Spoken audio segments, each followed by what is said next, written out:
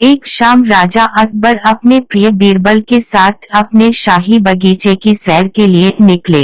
वह बगीचा बहुत ही शानदार था। चारों ओर हरियाली ही हरियाली थी और फूलों की भीनी भीनी खुशबू वातावरण को और भी खूबसूरत बना रही थी। ऐसे में राजा को जाने क्या सूझा कि उन्होंने बीरबल से कहा, बीरबल, हमारा मन है कि इस हरे भरे बगीचे में हम हरे घोड़े में बैठकर घूमें। इसलिए मैं तुम्हें आदेश देता हूँ कि तुम 7 दिनों के अंदर हमारे लिए एक हरे घोड़े का इंतजाम करो।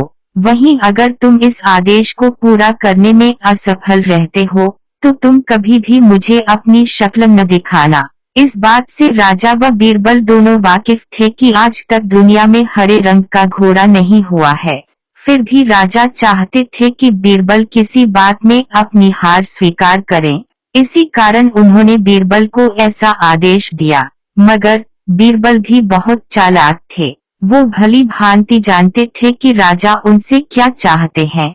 इसलिए वो भी घोड़ा ढूंढने का बहाना बनाकर 7 दिनों तक इधर उधर घूमते रहे। 8वें दिन बीरबल दरबार में राजा के सामने पहुंचे और बोले, महाराज, आपकी आज्ञा के अनुसार मैंने आपके लिए हरे घोड़े का इंतजाम कर लिया है, मगर उसके मालिक की 2 शर्तें हैं। राजा ने उत्सुकता से दोनों शर्तों के बारे में पूछा।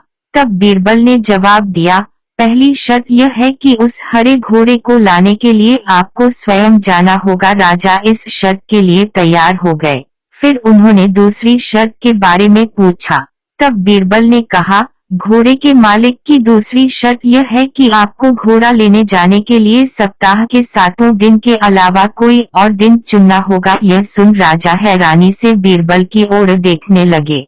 तब बीरबल ने बड़ी सहजता से जवाब दिया, महाराज, घोड़े का मालिक कहता है कि हरे रंग के खास घोड़े को लाने के लिए उसकी यह खास शर्तें तो मानी ही होंगी। राजा अकबर बीरबल की यह चतुराई भरी बात सुनकर खुश हो गए और मान गए कि बीरबल से उसकी हार मनवाना वाकई में बहुत मुश्किल काम है।